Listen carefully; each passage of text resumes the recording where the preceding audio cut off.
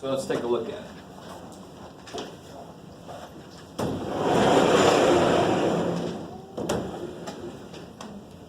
What do we got today? Okay, that's definitely Japanese. No idea. Yeah, it doesn't really look like Arabic, but I don't know. It's not math. I'll tell you that. I know math language. It's not the math language. Okay, so we've got x squared 7x plus 3. over, X plus 5. yeah. See, it's not a bad idea, in a way it is for this problem, to see if it'll reduce this way first, but they already have LCD, you don't want to lose that, right? So you can put the tops together, all over x plus 5. That's weird, you're allowed to do that because they have the same denominator. And then of course you do the same thing you do in every last step of every fraction problem, ever. See if you could factor and reduce.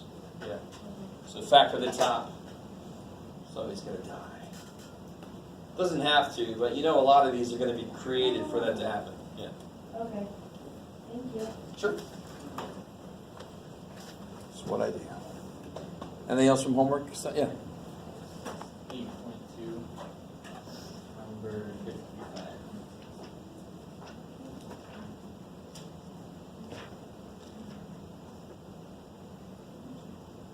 Oh, okay. Beautiful. Perfect.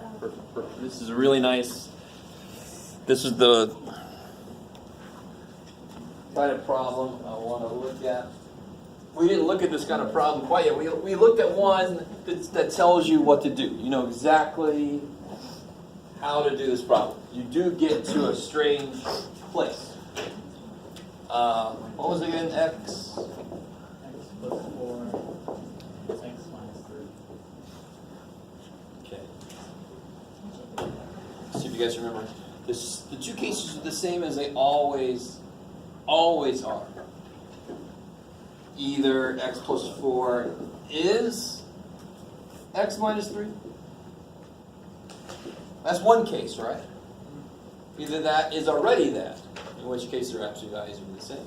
Or x plus 4 is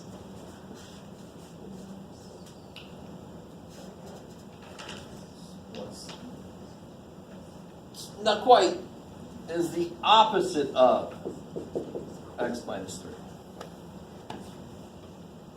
Look what this says. There's a number inside of this absolute value, right? And there's another number inside of this one. If those two numbers are equal, obviously their absolute values are equal.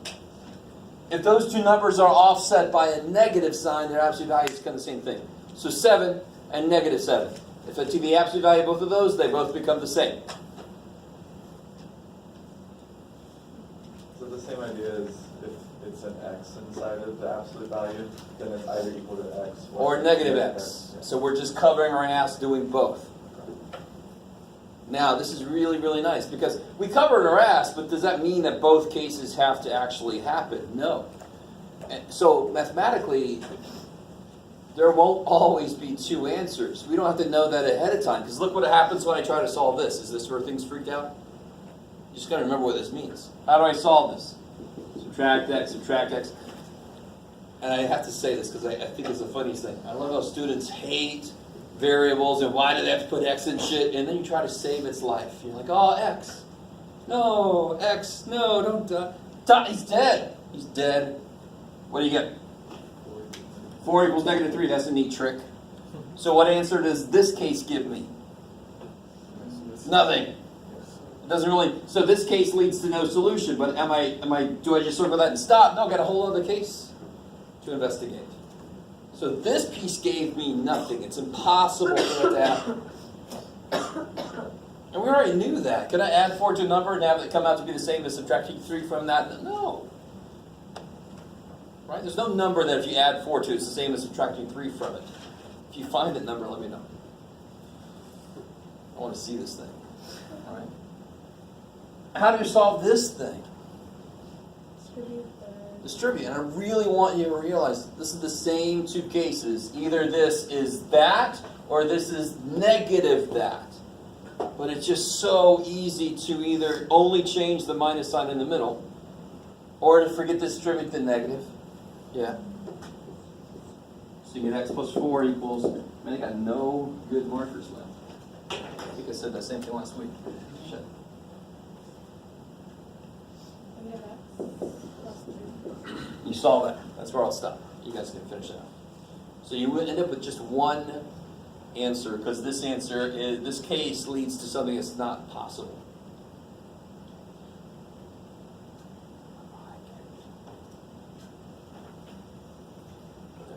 Yes? I got the answer, but I just got x plus 10. Do I put it over 1, or is it okay if I just get x plus 10? Do I have to put it over something? What happened? Sorry? For number 20, I got x plus 10, but I was just wondering if you have to put it over something. Oh, from the one we just did? Yeah. Oh. Or is x plus 10 on it? No, you shouldn't get x plus 10. Okay. When you factor the top, two numbers that multiply by 10 add to be 7. Yeah. So it should be 2 and 5. So the x plus Okay. 5 should cancel. Yeah. Yeah.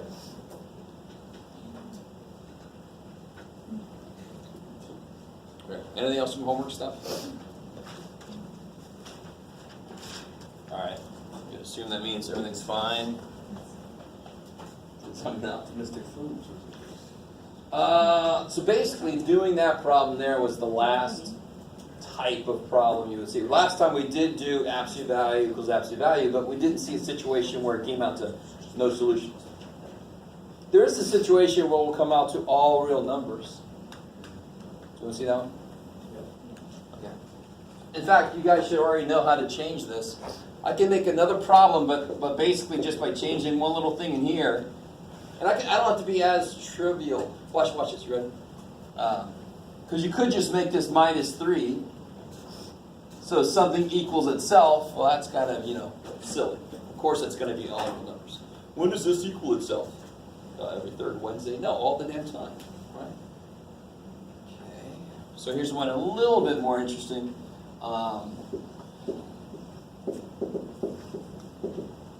Some of you guys might realize it's the same thing, but not immediately obvious. So what would the two cases be for this problem? Either n minus 9 equals 9 minus 1. or, N minus I pick M. Or what? Sorry? n minus 9. Negative. Now this one, real quick. If I add M's, add 9, and 2M equals 18, I get M equals 9. And look what that says. 9 minus 9 equals 9 minus 9. Absolutely, of course, they're already 0 equals 0, yeah. What happens over here? This becomes negative 9 and positive M. So that's the situation I was just talking about. What answer does this lead to? All real numbers. There you go. So any real number will work when you put it in here. How do you test that? Start throwing a bunch of shit in. What happens when you put a 1 in? What's 1 minus 9? Negative 8. Absolute value negative 8? 8. What's 9 minus 1? 8. So 8 equals 8. In fact, if you think about it, this is the distance between a number and 9. This is the distance between a number and 9. Of course they're equal. Of course it doesn't matter what M is. It's like saying, how far are you from me? How far am I from you? That's the same stupid answer, Jeff. That's all. That's why it came out to be all real numbers. Okay, so this answer actually doesn't matter or shit because it's encapsulated in all real numbers. You wouldn't say all real numbers and 9. Oh no. All the people come here and Jeff. What does that mean about me? What? Maybe, sorry. So you can get kind of weird situations when you have absolute value of expression equals absolute value of expression. You have absolute values on both sides. It can lead to either no solution from one piece or all real numbers from a piece. Okay. All right. I'll let it go. Anything else from homework before we get into the new stuff? Okay. Everybody got a practice test that I was saying? You got it? Yeah. This is as far as we'll get for the test. This is section 8.3.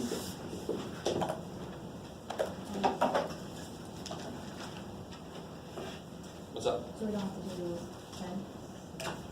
Yeah, 10 I'm going to put on the next test. Yeah. To be honest, we're kind of behind the schedule, but we're actually way ahead of where I was last semester with my last one. So take that as you will. Either I'm better students or I'm learning how to teach this thing better. Right? One of those two things are happening. Or I'm just like, screw you guys, I'm just going to keep going shit. It could be that one too. Alright.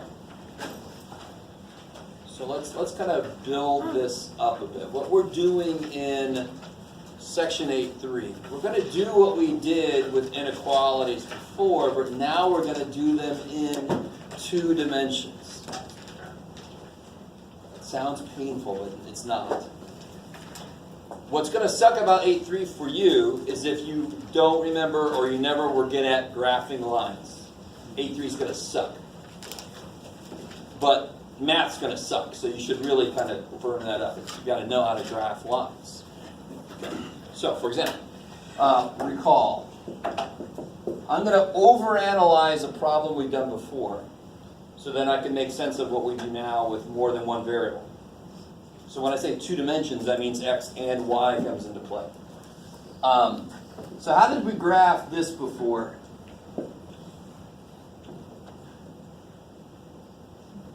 We just make a number line, right? No trick question here. Put a 3 down there. Why did I put a 3? Why not really? I don't really care about other things. Why is it 3?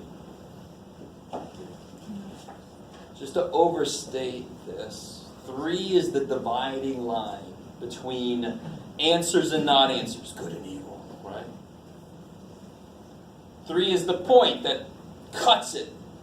Does that make sense? 3 cuts that line into answers on one side, non-answers on the other side. Does that sort of make sense? You see what I mean by overanalyzing? I could have said this before, but it really didn't make sense then. Yeah, I'm going to put a bracket on 3. Which way? So I'm going to shade that way, like this is down from there. Tell me how. So now, so it kind of makes sense. How do I cut a line? Now go with me. The line's infinite. So, but are you cool if I say cut it in half? How do I cut a line in half? I use a point. Any line you give me, you do a point, and then it cuts it into 2 different parts. Are you with me? So how do I cut a plane in half? Yes, if I have a sheet of paper, I can throw it in the air and have chop. Right, I wouldn't know. I would probably hurt somebody because I don't use swords all the time. But you know, if I chop it, it'll make a line through it. Is that cool? I could get all freaky and do but thank God we're not going to talk about curves. We're just going to talk about lines. So if I had this instead, x plus y less or equal to 30. So I want to graph that. So what's really going to happen is I want the result to be a shading where every point is that works in that inequality. Can somebody give me a point that works? Any point that works. 6. 3. Point. 3, 0. Yes, 3, 0 works because 3 plus 0 is less than or equal to 3. If you put 6 there, you put negative 3 there, or negative 4, or negative 5. So keep going now. You guys are looking at me crazy. 3, 0, 0, 3. Let me just take care of those 2. Give me another answer.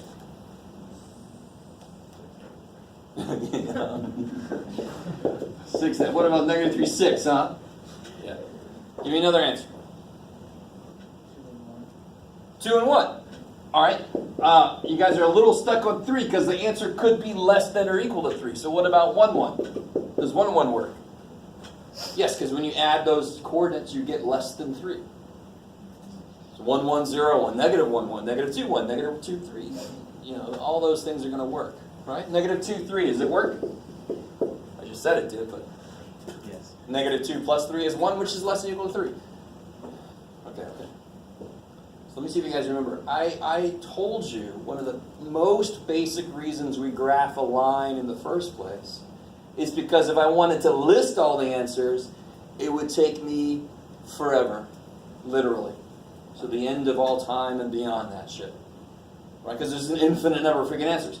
Now there's not just every point on this line works. Are you guys with me?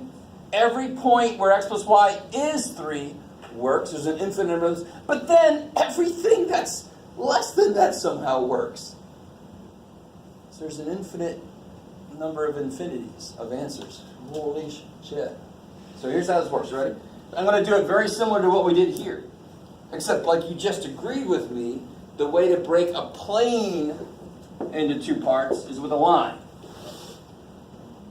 What line am I going to draw? Well, 3 was the dividing point between answers and not answers.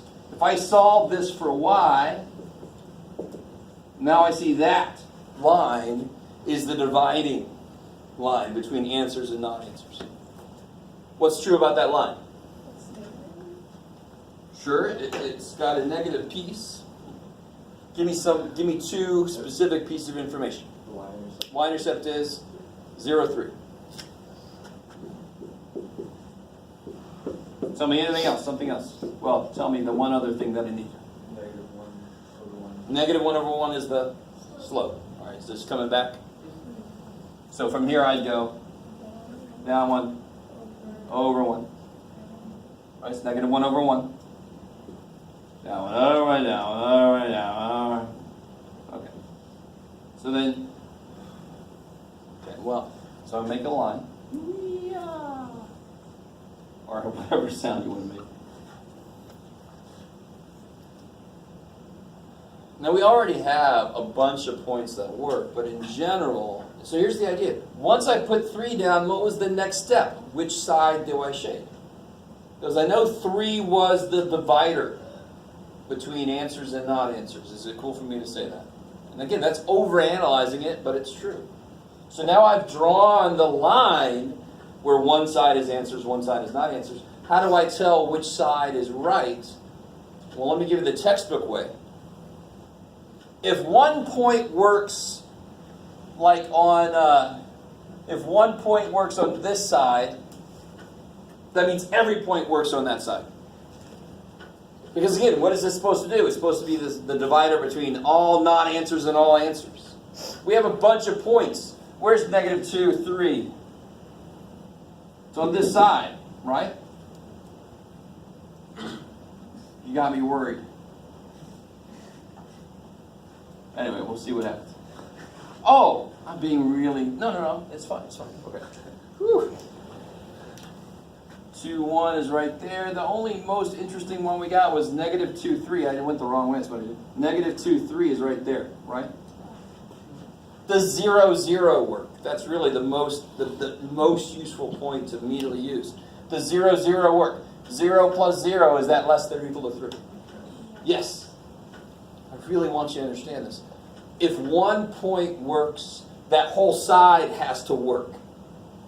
If one point doesn't work, so if I can use 0, 0, I do.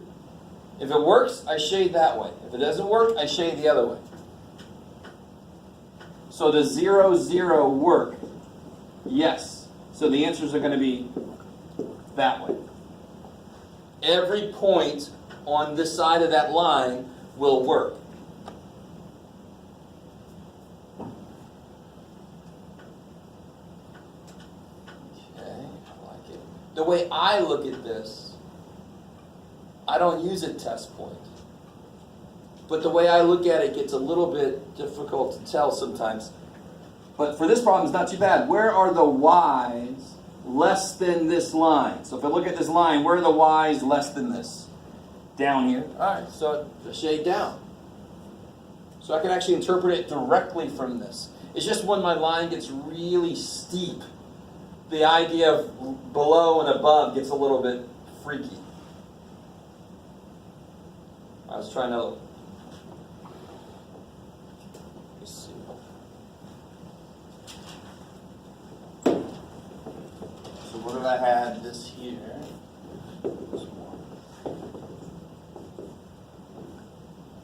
Let's make this greater than 1/2 x minus 2. I like it. So what do you know about the line?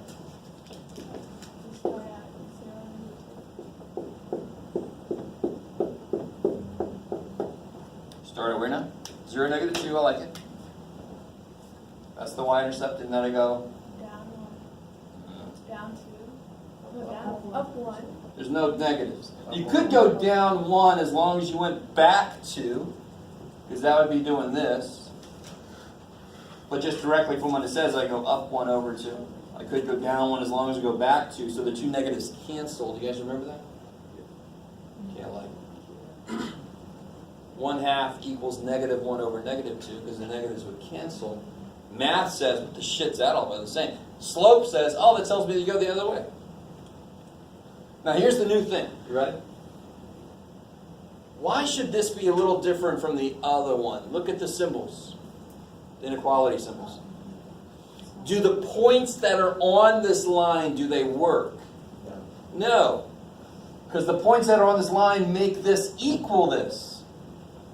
So the way to do this visually, instead of making a whole bunch of little open circles or some weird shit or using parentheses, we just make a dotted line. A dotted line is like a parenthesis, the same way that a solid line is like a bracket. This is where my student really said this. If you see a line, you make a line. Solid line. If you don't, you make a dotted line. Yeehaw. So now you can either, is everybody cool with that? So that's the same, that's like open circle, closed circle from way back when. It's the same idea, we just have to figure out a way to capture that idea visually, and we decided to use dotted line. You were too late to the choosing party, too bad. So this is what we did. Now you could either, if I put 0, 0 in, is it true? Is 0 bigger than 1/2 times 0 minus 2? Is 0 bigger than -2? And I love it when people are all of a sudden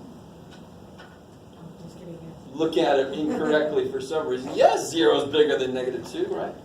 I'd rather have no bucks and be free of debt than owe you $2. I mean, it's actually better.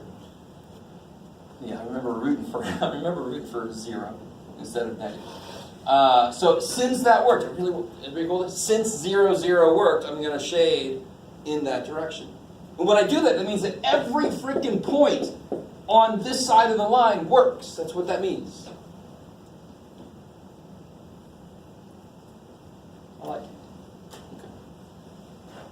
So 0, 0 is not the only point you could use, but it's the easiest point. Because it makes y and x go to 0. It makes it quick and easy to check. All right. So here, you guys try this one. And of course, on the one that I asked you to do yourself, I'm going to add a little something to it. Because I'm easy. What do you got, John?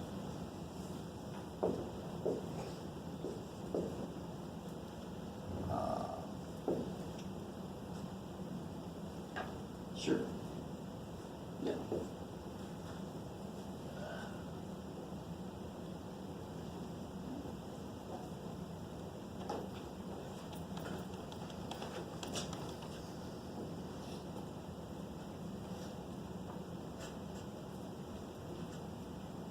Just make sure everybody's starting off correctly. What's the very first thing you should do?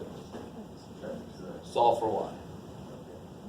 Because that's the one difference between what we just did and what we're doing now. I want to solve for y so I can see what the hell that line is that I'm supposed to draw.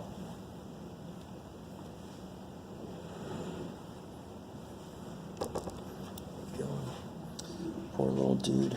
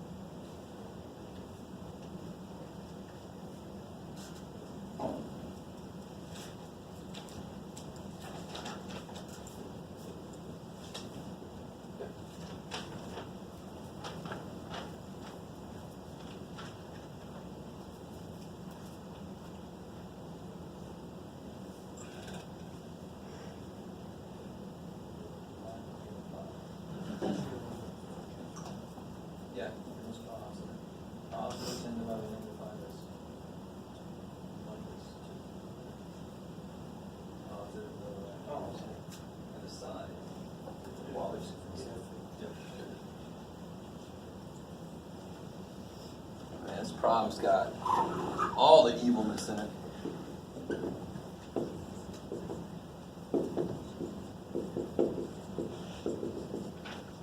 Right here, when you do this, what do you got to be careful of?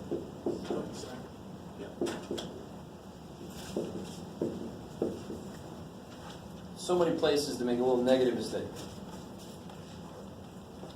Okay, keep going. Go ahead and graph that sucker.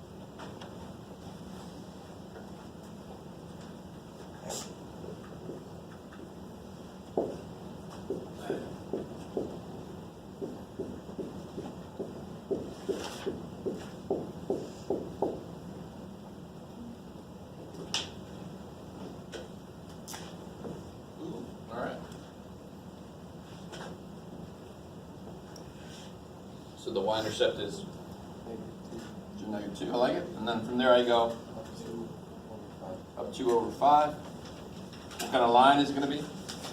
Solid. Or run that straight. Then you could either do, I always go to the beginning because it makes it much, really, at this point you should realize these are both the same stupid thing. This is the same as this. So let me plug 0, 0 in here. 0 minus 0 less than 10. Is 0 less than 10? Yes. Every problem we've done so far is true. But oh well. If it did not work, I would just shade the other way. But since 0, 0 worked, I'm going to shade that way. And if those of you that like my shortcut, greater than, shade up. Done. Especially because it's not very steep. But you can imagine when it gets really steep, up and down get really weird.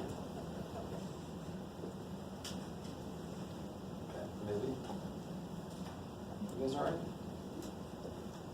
Okay, so here's the next level.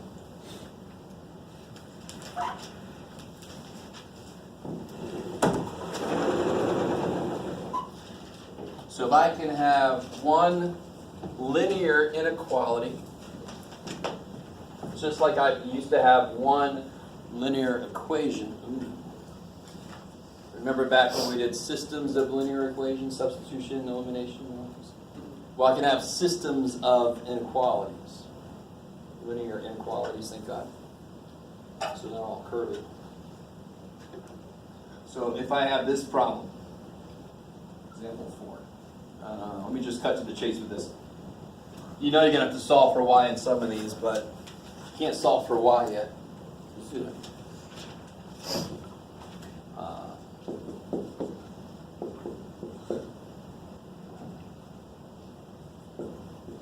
We just did that one, Jeff. All right, then. Sure, that'll work. So this is one problem. This is a system of inequalities. The same way we solved the system of equations, what do? We graph one line, we graph the other line, and we solve where they met. This time, it's I graph one line and shade, I graph the other line and shade, and I see where the shading overlaps. Because those would be the collection of points that work in both. And this is getting closer to, real quick, this is not the answer to that problem. Don't even do this. But if I had a bunch of restrictions on an area, like you can't put this much weight, there can't be this much current, there can be this many people. So if I graph one thing, and then graph another thing, and then graph a third thing, I'll know that this triangle, this little piece of pizza here, that's the safe zone. So then you can have all these gauges that if they turn yellow, that means that somehow I'm out of that safety zone. You better get off your ass and go see what's going on before it blows up and Godzilla comes on its cover. Okay, baby. Does that somewhat make sense? And can you imagine? That's exactly, so I graph a line, I shade, and then I graph another line in the shade, and then I graph a third line in the shade, and I can see where they all overlap, and that's where I want to live. If my point goes out of there for some reason, something bad's going to happen. That's one application of this, but that's a remarkably useful application of this. So let's see, what do we know from this first dude? The Y-intercept is -1. What do we got here?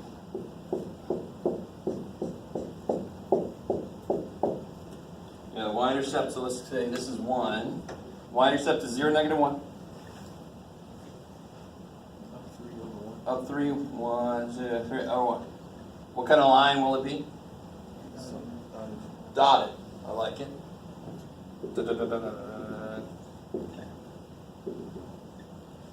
Let's see if you guys can cut to the chase on this too. Y is to be bigger than that line, so I go shade up. I like it.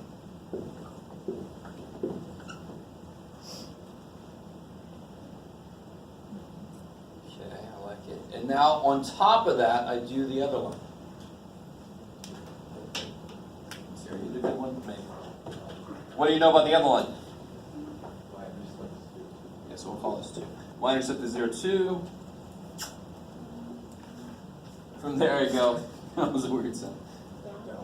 1, 2, 3, 4. 1, 2, 3. What kind of line? Solid. I like it. Hey, that's pretty good for me. And then I'm going to shade down. Now again, if you like the test point method, use the shit out of it. It's going to agree with this too. Where my Y is less than a line, down from there. Where's the shading overlap? Yeah, so then you make this nice and dark. Really, really make it clear where the area is. That's why I use arrows and then I use like real shading at the end. Don't use shading and shading and then it looks like spaghetti on top of spaghetti. I'm like, I don't know what the freaking answer is here. Shit. So what would be true about this point right there? So it works in both equations. Yeah, it would make both equations true. It works in both equations. I love it. And of course the point right there wouldn't work in either one. Right? Because there's nothing was shaded here. This is a totally bad area, right? If you're over there, it's like, whoa, whoa, you don't want to deal with it. It's bad. You guys, all right? Semi-well? Okay. So really, when they give you two equations, it's just two of these problems, and when you graph one shade, then you graph the other one on top of that shade, and then you make it darker. Use arrows, that's always a good idea. So it's clearer to the guy grading too what the hell's going on. Could we just shade like the Yeah, you could. intersection? Yeah, you could keep your own score of what's where and then just shade the intersection. I kind of like to see these though because it kind of helps me determine intermediate work. So if you shade the wrong place, I can see exactly why. But, you know, that'll work too. Like it. So here, you guys try this one.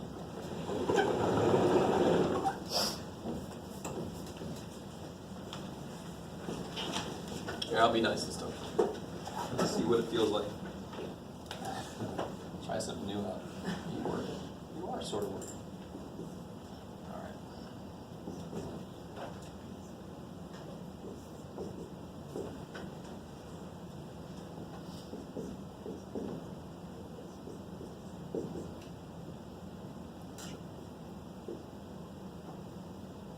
This one might come out freaky, but we'll see. Try to be nice. Yeah, I decided not to. I was nice, I saw for a while. That's as far as I could push it, though. It really is foreign to me.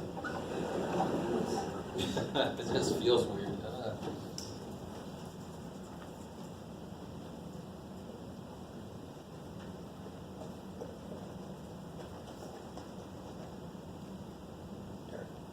Did you see the movie? You saw it? I haven't seen it yet. Have you seen it? Nope? Okay.